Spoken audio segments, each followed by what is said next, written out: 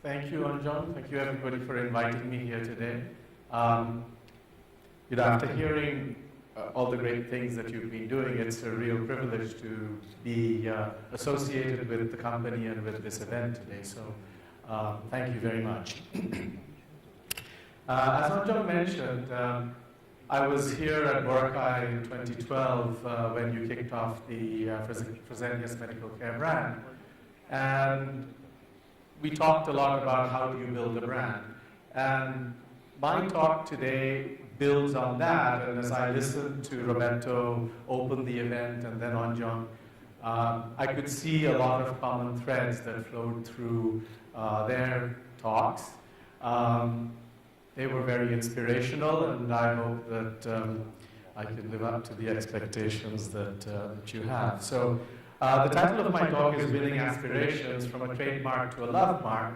And essentially, the distinction that Roberto made about buying the brand and buying into the brand, I think that's the distinction between a trademark and a love mark. So I think the parallel is right there. And what I'd like to do is go through sort of 5 points. First of all, I'd like to take a little bit of stock in terms of what we talked about in 2012 and some of the things you've done in the interim. Then I'd like to move on to talking about, well, so how do we go and execute, which was the theme of Roberto's talk. And a very fundamental thing in doing that is measuring the brand image. I'll talk about measuring the brand image. And then this idea of living the brand, or the way I framed it was walking the talk. As I was sitting there, I said, why didn't I call it living the brand and walking the talk? But essentially, it's the same idea. And then I'd like to go to this past the breaking point idea that Roberto brought up, because about a decade ago, the late C.K. Prahlad wrote a book called The Fortune at the Bottom of the Pyramid. And there's a real question that, is there a fortune for Fresenius at the bottom of the pyramid? Or we could frame it in a slightly different way and say, well, can Fresenius Medical Care afford to ignore the fortune at the bottom of the pyramid?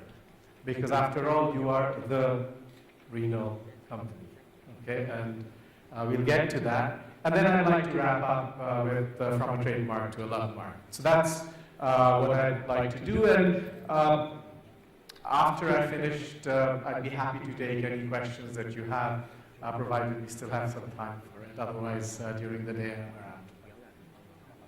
So if you want to build a strong brand, there are 4 elements that I think we need to worry about. And we spent a lot of time in Boracay talking about the importance of having a brand identity. And clearly, that's something that has now happened, and you have a formal statement about what the Fresenius Medical Care brand is, and that then needs to flow into something that everybody within the organization understands, which is the piece on internal branding, and that's also been part of the journey over the past few years. And as I understand it, the piece that you're now grappling with is, well, what do we do out there to create the brand externally? And we saw some of the things that Anjan shared with us about what you've done, which are part of building the brand externally. And then, of course, you have to synchronize these 3 because they seem like 3 separate initiatives, but they are one, and so the synchronization is crucial. And so, just very quickly then, a brand identity is the set of associations that the legal owner, in this case, Fresenius, has about the, what would like to create in the minds of the target audience. And you all know that the Fresenius Medical Care brand is the renal company everywhere, every day for life. And I'm going to come back to this because this will kind of help me to spring into some of the other things that I want to talk about. And you stand for quality, a lifelong commitment through being customer-centric. So that's the brand identity. And over the past two years, I guess, You've had initiatives where over 1,000 of you across the various countries in the Asia-Pacific region have had the opportunity to find out what does it really mean to be the renal company. Okay? And now the question is, what do we do about building that idea out into the marketplace? And you have a variety of stakeholders. Obviously, the patients who are suffering from renal problems. You have the healthcare practitioners, the doctors and nurses. You have the healthcare administrators, so the hospital administration, for example. And then you have the government, which on the one hand could be a player in the healthcare world, but also a regulator. And you have to worry about the government as well. So these are the external stakeholders. And it begins with saying that, well, what can we as an organization that wants to influence these external stakeholders do in terms of delivering messages and experiences? And note, it's not just messages, but messages and experiences, which may then lead to the less controllable elements of the external branding, which is what people out there are saying about you. And today that's extraordinarily important, given that we can tweet it, we can Facebook it, we can do so many different things with it. It's no longer me just talking to my 10 buddies. All my LinkedIn associates can see a tweet, and all my Facebook friends can see a tweet in seconds, right? And then, of course, encounters with the brand insiders, namely you. Okay? Now, so to do this external branding effectively, what we need to do is to say, well, what is our brand image today? Let me use the simple analogy. Imagine Xi'an was your brand identity. And all of you came here from different places. I came from Singapore. I know some of you came from Sydney. Some of you came from Seoul. Some of you came from Hong Kong, as the case may be. And if you didn't know you were in Seoul or Sydney or Hong Kong or Singapore, it would be very difficult for you to ever get here. Because from Seoul, you're pretty much flying straight west. Whereas from Singapore, it's pretty much straight north. So the direction that we need to travel is fundamentally different depending on what the brand image is. And so knowing the brand identity gives us the goal, but knowing the brand image tells us or gives us the insight to be able to say, how do we now move, how do we now execute to get to the destination, which is the brand identity. Let me use an example to show you how important and powerful it is to measure the brand image. So I'm going to go back a long time ago, 30-some years ago. So about 40 years ago, the H2 blockers were invented, and in fact it was a Nobel Prize-winning discovery by SmithKline, who launched the brand called Tagamet. And you know much more about this than I do, so I won't belabor the point. And obviously other pharmaceutical players got into the act because this was a revolutionary new treatment for ulcers. And in 1981, 7 years after SmithKline launched Tagamet, Glaxo came and introduced a brand called Zantac. It was essentially a Me Too product. And after introducing it to the medical community, Glaxo did some research to say, well, what does the medical community actually think about our brand, which is Zantac, and what is the brand image? And what I have up on this slide is what they discovered, that this green line is Zantac, this dotted black line is Tagamet. And what they found was that there are 3 areas where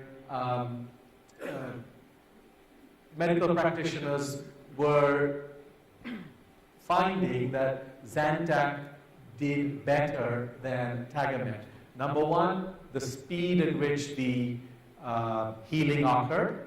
Number two was the fact that there were fewer side effects and interactions with other widely prescribed medications. And the third thing was that compliance was easy because you only needed to pop 2 pills as opposed to 4 with Tagamet.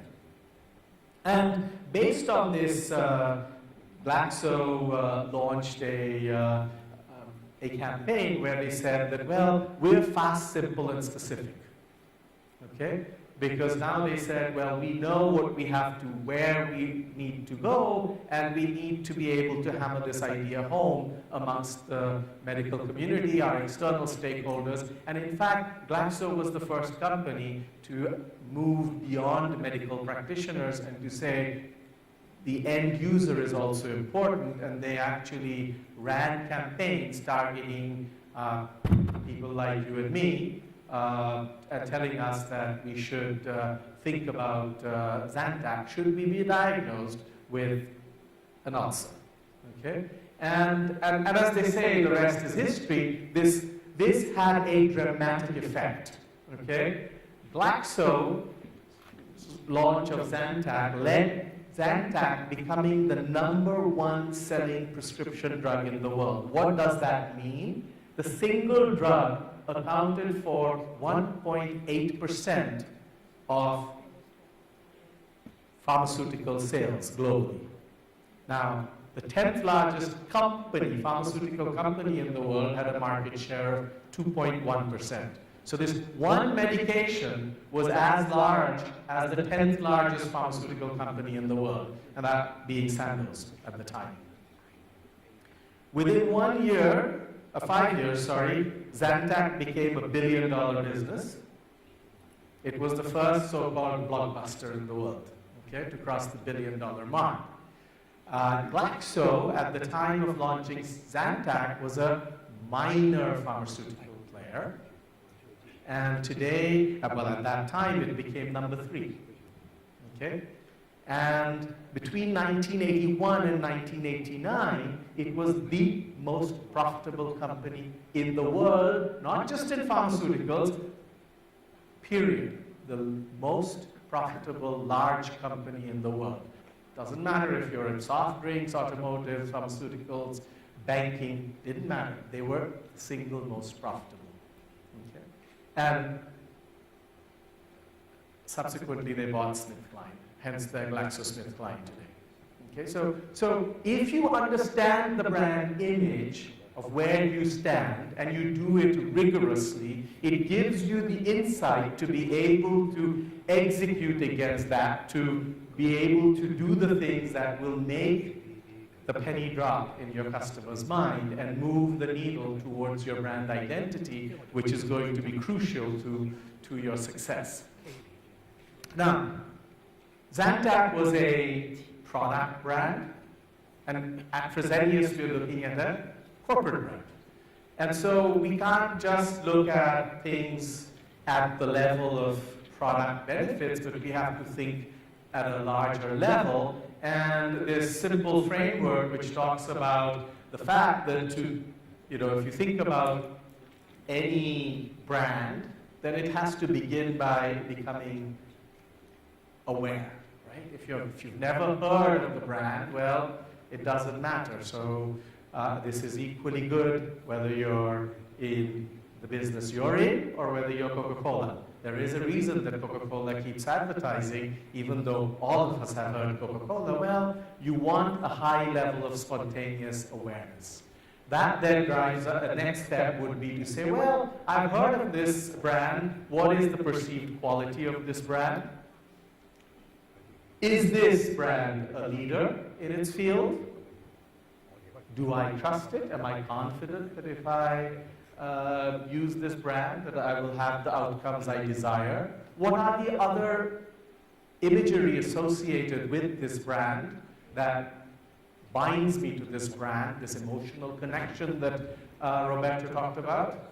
And that then leads us to become loyal to towards the brand. And so we need to measure the brand image along all of these dimensions, and how exactly you operationalize it for yourself is a question that you need to think about. What do we need to measure? But these are the building blocks of that measurement system.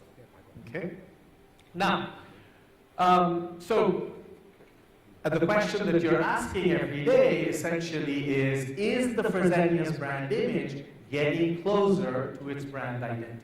So today you're thinking about what are we going to do for the next year, and at the end of the year one would expect that the brand image would have become closer to the brand identity than it is today. Okay, so that's really what you're striving for, and so you need to measure then the brand image not just once, but you need to keep measuring it. And you need a systematic measurement tool, because if your measurement tool changes over time, then you don't know whether today's brand image is different because you did things well or your measurement system changed.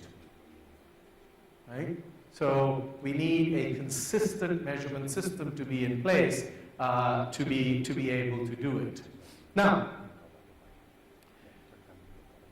how do we, so this begs the question, how do we align the brand image to the brand identity? What is it that we can do in terms of execution that's going to make the difference? And as we started out saying, that you are the renal company, and I would like to underscore the idea that it's everywhere and every day. Okay, that's very important, because you've committed to being the renal company everywhere, every day. And not only that, but we heard in our previous presentations that you are the community brand. It's all about people. Roberto reinforced that idea very powerfully in his talk. And this conference is about living our brand. So what I would like to jump into is, well, what's some of the things that we need to think about when walking the talk? And to do that, and if we can do that, then we can align our brand with the goals that we have set for ourselves. So if I look at this world, because you are the renal company everywhere, then this world is comprised of 7 billion people, which is the community I suspect that as an organization devoted to saving the lives of people, you need to worry about 7 billion people. Now, these 7 billion people are very different from each other. There's about 1 billion people who earn more than $20,000 US a year on a purchasing power parity basis. So not nominally, but this is after having adjusted for the cost of living in different countries. Okay? Then there's another 2 billion people who earn between $2,000 and $20,000. And then there is the vast majority of 4 billion people who earn less than $2,000 a year. Okay? And the question is, who do you serve? Because I was looking at some of the numbers that Vanessa sent to me when I was preparing for this talk, and I saw that, well, Asia Pacific is about $1 billion. Latin America is about 800 million. And then Europe is 2.8 billion or so, but also it includes Africa. So I kind of guesstimated that about 2 billion of your business, or about 15% of Fresenius's revenues, global revenues, comes from Latin America, Asia Pacific, and Africa. And about 70% of the world's population lives in these places. So 15 point some percent of your revenues comes from 70% of the people of this planet. And my suspicion is that so far, if you just look at those numbers, then where you are focused today is at the top of the pyramid. That's where the focus is. And the question is that can the renal company afford to ignore some 80+% of the population of the world and still say, well, we're the renal company? I mean, it's a question, right? And it's a choice. But it's a choice that I think, given your ambition to be the renal company, that you seriously need to consider. And the thing is that if you don't consider it, will you be here as the renal company, as Roberto was asking, in the distant future? Okay? Because there are companies that are coming around which are doing extraordinary things. So there's a company in China, it's based in Shenzhen, where you should go if you want to learn about the last 20 years of China, we heard. And Shenzhen, Mindray is the third largest player today in the world in patient monitors. It also makes a whole bunch of other devices, which it sells in 174 countries around the world. There are some 212 or so countries in the world, so they're already global, okay? And they're growing at 30% a year. They're much smaller than you. They're about $1.2 billion, so they're 10% the size of, but they were last year only 850 million or so. So, you know, if you do the math and they can keep even remotely the 30% growth rate, 13 billion isn't that far away. GE is 17 billion. That's also not that far away. And this company isn't selling bad products. It's selling top-class products at 30 to 40% lower than its global competitors. How does it do it? It focuses on mid-level technology. It puts lots of engineers behind the projects that it has. It's actually surprising. I was talking to their head of Turkey. I was at a conference in Istanbul where I happened to meet this gentleman, and I said, oh, I've been writing a case on Mindray, can we talk? And he was very gracious to chat with me. And he said, you know, we blindside our competitors because when a tender is opened in Turkey, our competitors think we don't have the product because it's not in our list. But we are so fast that by the time the tender closes, we've actually got a prototype and we can bid. So they are incredibly agile, and they blindside their competitors by being able to move fast. They source components from local suppliers in China. A big thing that they've done is that they said, you know, chips are expensive and they're a variable cost. Software is cheap and it's a one-time cost, and it's easily adaptable to different functions, so they use software to mimic the functions of hardware in many of the things that they do as a result. So it's not just that labor in China is cheap, because that's the advantage that's quickly eroding. But what they're doing is that they're thinking differently, okay? And the result is that they're able to bring products to market fast, and they're able to do it dramatically lower costs than their global competitors, who are players like GE, Toshiba, and so on.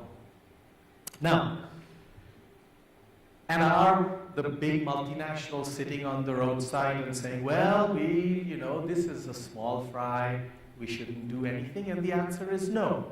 So in a 2009 Harvard Business Review article, Jeffrey Immelt and his co-authors wrote the following.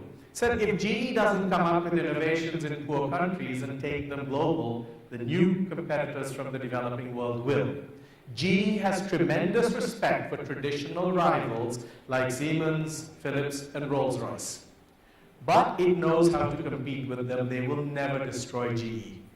By introducing products that create a new price-performance paradigm, however, the emerging giants very well could. And he was referring there to migraine. So in a sense, this is an important question for Fresenius to address, because it is consistent with your brand identity. There are players out there and that are doing it, and even more importantly, large companies like yours are getting into the act. So let me give you two examples, one from GE and the other from Novartis. So this is an ECG machine from GE that they sell. This is $10,000. It has all the bells and whistles, the MAC 5500. In India, GE had less than 2% market share. And so back in 2004-05, Jeffrey Immelt he said that, look, India is such a vast market, how can we simply have 2% market share? This is untenable, and we need to do something about it. And what they needed to do was to come up with products that actually people could afford, because the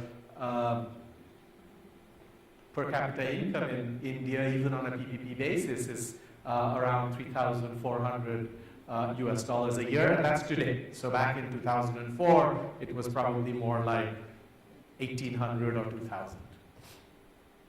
And the result of this push from Mr. Immelt led to the MAC-I. The I stands for India.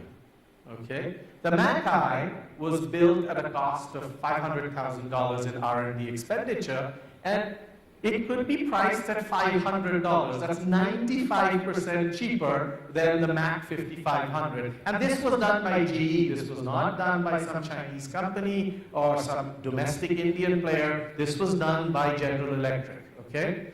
It's ultra portable. It weighs less than 1 kg. It's battery operated. It can do 500 ECGs on a single charge, and it's dropped the cost of an ECG to less than $1.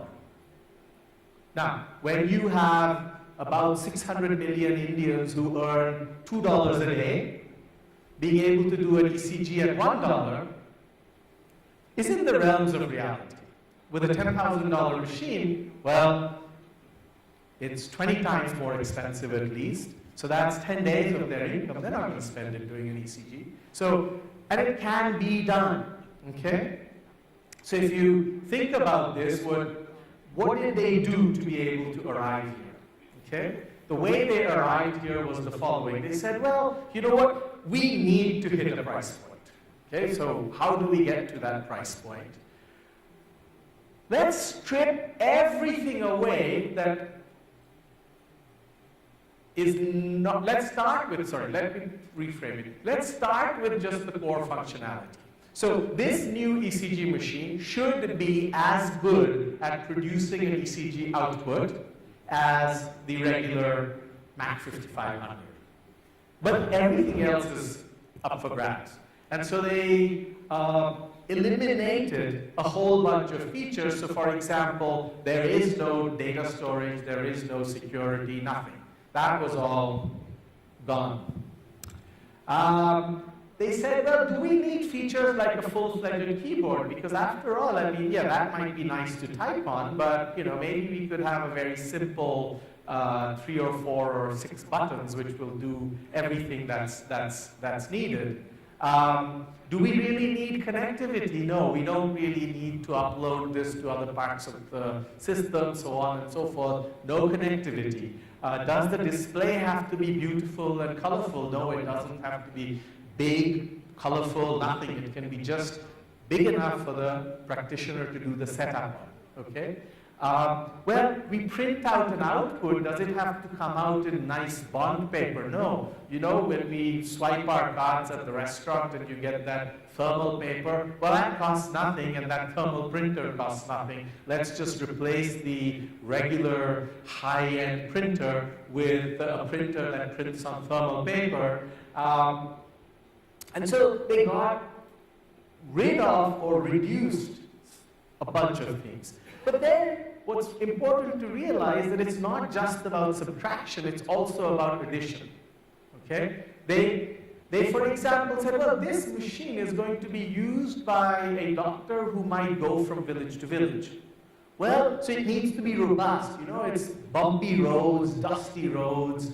It's not sitting in a nice air-conditioned room in a nice hospital. It's being ported around, and so you need to make it much more robust. So its robustness was higher than their traditional machines. Even at $500, a rural practitioner, $500 is 30,000 rupees. That's a lot of rupees, okay? And so people need financing.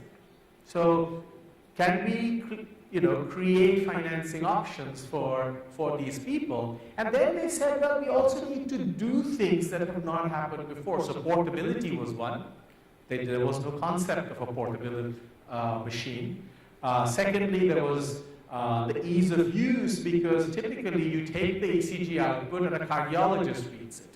Now I needed to create an output that this village doctor, who's an MBBS and no more, can actually use to interpret for the patient, saying, what do I need to do? So they upped the game there. And then, of course, they provided training, because these guys didn't know an ECG machine from a soda machine, right? So that became all an important part. And so they either raised the game or they created new things which didn't exist in the past. So it's quite instructive. And I'll come back to this again.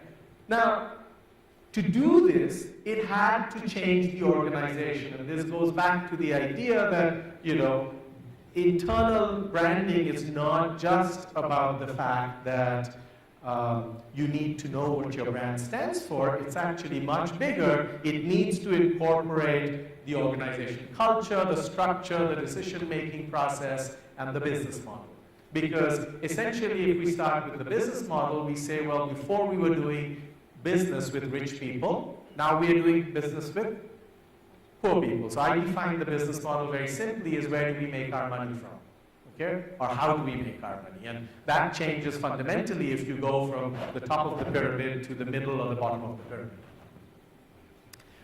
So they said, well, we need to make decision-making decentralized and closer to the market. And Emil took the decision to say, I'm going to make India at par with the US. So India was no longer embedded in Asia Pacific, and there was this hierarchy. You report directly.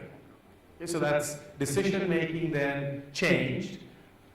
We want a local value chain and organization. It isn't just staffed with sort of GE lifers who come from the GE empire around the world, but rather local people who are in touch with what's going on, what's possible, what's not possible, etc.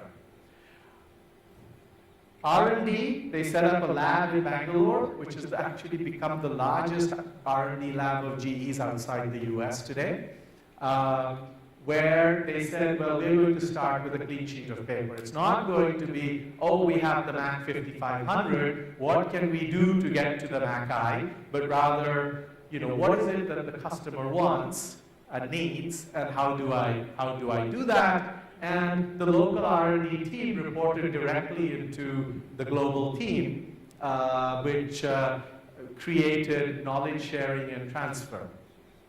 So you can see that the business model changed, the decision-making changed, the organization structure changed, and the culture of the organization with it. So it's a transformation of the whole organization if you're going to do it. Now, GE is about the same size as you in the healthcare space, about $17 billion. But it sticks to machines. It doesn't do all the other kinds of things that you do. So you may well ask the question, well, is this possible if we're actually doing something where we deliver? Okay? And I think that's where the Novartis story becomes very, very relevant. Okay? So when C.K. Prahalad wrote fortune at the bottom of the pyramid back in 2004, the Novartis top management in Zurich, I think, were intrigued by the book, and they asked the question at one of their board meetings, is there for Novartis a fortune at the bottom of the pyramid? And they said that, well, let's explore this question in India, because in India there are 600 million people who earn less than $2 a day. Okay? And 550 of those 600 million are in rural India. So is there an opportunity in rural India? And they said, you know what? There's one dreadful disease that has a huge toll personally and economically, which is tuberculosis. There are 2 million new infections a year. 320,000 people die in India every year from it. The cost of TB to India, both directly and indirectly, amounts to $3.3 billion a year. And this is notwithstanding the fact that the government of India has the DOTS program, which is a free program for treating tuberculosis. She said, well, given this free program, how come we still have this problem? And they did some research, and the research revealed that, first of all, at the bottom of the pyramid, families don't even recognize that they have a family member that has tuberculosis. I mean, they have a cough maybe, but till the person is perhaps coughing up blood, there is no thinking that anything needs to be done about this. People don't understand what a doctor is. You know, in India, you might have worked at a pharmacy for 5, 10 years, picked up enough lay knowledge that, you know, if X, then Y, and then you buy yourself a stethoscope, maybe a blood pressure machine, and out you go, and you become a doctor who charges 5 rupees from somebody very poor who says, you know, I'm not feeling well, and you have a thermometer, a stethoscope, and the blood pressure machine, and with those 3 pieces of equipment, you prescribe. And in India, of course, most pharmacies will sell you anything. I can go and say, I want a packet of Valium, and they'll give it to me. Okay? And so, you know, what is a doctor is an interesting question to ask in the Indian marketplace. Okay? So they said, well, okay, we've got this problem. Even today, literacy levels in India are relatively low. And so imagine now you're feeling unwell and you need to go to a hospital. You don't know how to deal with the hospital. And like in most of Asia, it's a very hierarchical society. So if you're poor and not very literate, people treat you like shit. Okay? So it doesn't work very well. They have no idea what they're getting into, like what will this cost? And if you're earning $2 a day, that's a very big question in your mind. But what's interesting is that people were willing to actually pay to get well, particularly if the person who was sick was the bread earner. Okay? And so they felt that there was a potential opportunity, but this opportunity could only be taken advantage of if you were able to think completely differently, because the urban elite that Novartis was used to serving in India was fundamentally different in terms of the perceptions and so on and so forth that this new BOP consumer that they were hoping to target. So they said we need to come up with a new business solution. So again, see the parallel with GE. It wasn't like, you know, how can we tweak what we're doing, but it's like we need a new business solution. Okay? And they said that, you know, it's about, first of all, you know, making consumers, the target consumers aware of what's going on, creating availability of the solution at an affordable price, and do so in a way that is acceptable in the local community. And so here's what they did. They went out and they hired a network of foot soldiers from the villages, and they were called the health educators. The government of India has a program for doing social work for people who finish their high school and sort of give them some hands-on training and community development stuff so that they can perhaps become small entrepreneurs or be absorbed by the more organized sector. So they went and targeted these people who'd gone through the training program because they were not only members of the local community, but by being in this program, they had become embedded much more closely in the community as a social service person. They talked about these issues with the village level clinics, which are supported by the government, and the ANM is a nurse practitioner. It's Anganwadi nurse. I can't remember what the M stands for, but it's a nurse practitioner who runs the government clinics. And then they had a van campaign. So what would happen is they would coordinate with the local clinic and the NGOs whenever they were having an event. Before that event, they would send this van in, which would have a TV in it, and they would show some program, and with that, there would be some talk about, that this health educator was going to come and was going to work with them to see what health needs they had, etc. So kind of prime them a little, and then the health practitioner would actually show up.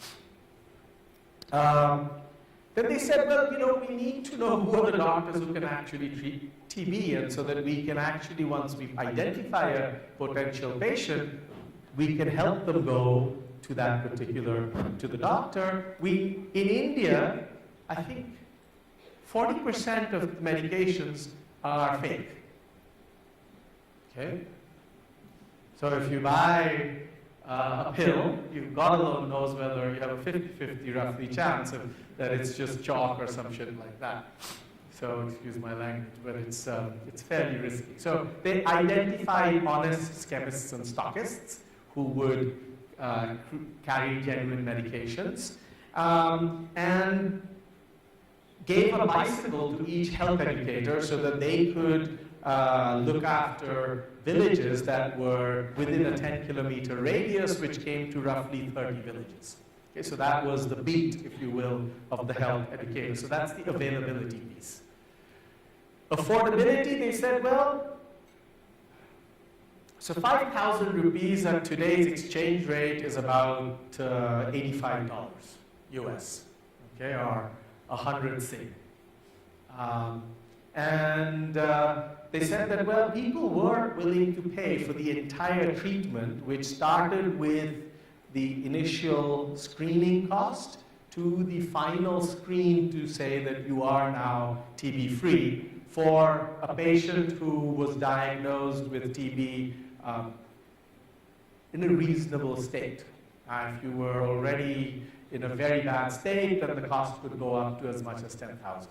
So that was 5 to 10,000 rupees. So 85 to 170 US dollars was the cost of the treatment. The health educator ensured proper administration of the medicine because he would go, and it was always a he because with a 10-kilometer radius to find a village lady who would do it was not possible, so it was a man.